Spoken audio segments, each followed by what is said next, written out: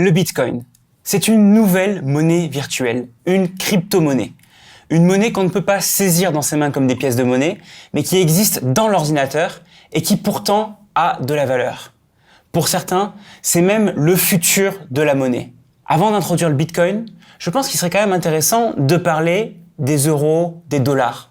Vous avez, vous aussi, je pense, des pièces de monnaie dans votre poche, mais est-ce que vous savez vraiment ce que ça signifie ? Pourquoi est-ce qu'on les a créées et pourquoi est-ce que ça a de la valeur ? On va découvrir ça dans ce premier chapitre. Avant de créer la monnaie, les échanges se faisaient surtout à base de troc. Par exemple, si je possède 2 bœufs et que je veux les échanger contre quelqu'un qui possède un cheval, je prends mes 2 bœufs, je les donne à la personne qui possède un cheval et je récupère le cheval. Sur le principe, ça fonctionne. On dit que tout ce qui est plus rare est généralement plus cher. Donc si par exemple les bœufs sont plus courants que les chevaux, c'est normal que 2 bœufs vaillent un cheval. Sur le papier, c'est comme ça que ça marchait. Mais en pratique, c'était pas forcément super facile à utiliser parce que, imaginez que vous vouliez un seul bœuf et vous possédez un cheval. Vous n'allez pas couper votre cheval en 2. Ça, c'était bien le problème avec l'époque du troc. Alors très vite, on a envisagé d'autres éléments qui étaient en fait les embryons des monnaies. On trouve des traces de la monnaie assez loin dans le temps en fait. Quelques centaines d'années avant Jésus-Christ déjà, on utilisait des couteaux comme équivalent de pièces de monnaie. Et puis, évidemment, l'or a été utilisé en pièces de monnaie, notamment à l'époque romaine, et c'est devenu un peu l'outil de base pour s'échanger de l'argent. Mais il y a d'autres éléments qui ont été utilisés même à cette époque. Les légionnaires romains étaient, paraît-il, payés en sel.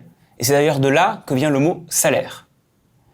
Mais évidemment, ces pièces d'or n'étaient pas toujours très pratiques, puisque l'or avait de la valeur. Si on perdait cet or, eh bien on perdait l'argent. Et donc ça commençait à devenir un problème. Les gens qui avaient de l'or et qui ne voulaient pas se le faire voler ont commencé à le déposer dans des coffres-forts chez le spécialiste de l'or à l'époque, l'orfèvre. L'orfèvre récupérait l'or ou les pièces d'or et le plaçait dans un coffre-fort, comme ça. Et en échange, il donnait un papier, une sorte de bon qui indiquait « Ok, j'ai récupéré telle somme d'or et donc ce bon vaut telle somme d'or ». Et comme ça, la personne repartait avec son bon qui représentait l'argent, qu'elle pouvait venir récupérer à tout moment contre les pièces d'or. Évidemment, ce système était pratique parce que du coup, c'était moins lourd à transporter. Ce bon représentait l'argent. Et les gens ont commencé à se dire, eh bien, si ce bon représente de l'argent, je vais pouvoir l'utiliser pour acheter des objets. Ou par exemple, acheter un cheval contre ce bon, contre 1 tonne d'or. Et c'est comme ça qu'on a commencé en fait à réaliser qu'on pouvait utiliser des papiers contre des biens qui représentaient de l'or. Ces bons étaient en fait les ancêtres des pièces de monnaie et des billets tels qu'on les connaît aujourd'hui. Et un jour, il a commencé à se passer quelque chose dans la tête des orfèvres. Ils ont constaté que les clients venaient rarement récupérer l'or qui était entreposé dans les coffres. Et donc ils se sont dit, pourquoi est-ce que je diffuserais pas un deuxième bon alors que je n'ai pas encore reçu d'or ?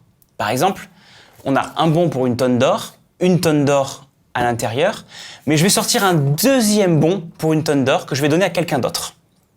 Ça veut dire que du coup, il y avait 2 tonnes d'or sur papier en circulation, mais en réalité, 1 seule tonne d'or à l'intérieur du coffre. Et ça a fonctionné.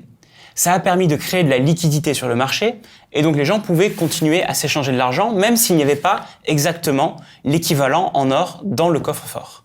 C'est encore comme ça que fonctionnent les banques aujourd'hui.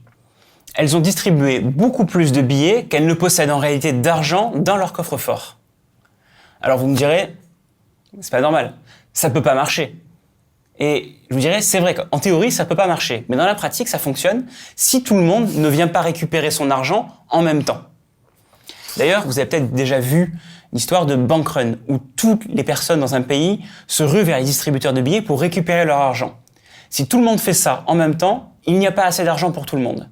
Mais si les gens ne viennent pas récupérer leur argent en même temps, ça fonctionne. Faisons maintenant un saut dans le temps, jusqu'en 1914. Les monnaies nationales étaient directement convertibles en or. Par exemple, les francs pouvaient directement être convertis dans une certaine quantité d'or. En 1944, avec les accords de Bretton Woods, il a été décidé au niveau international que seul le dollar était directement convertible en or.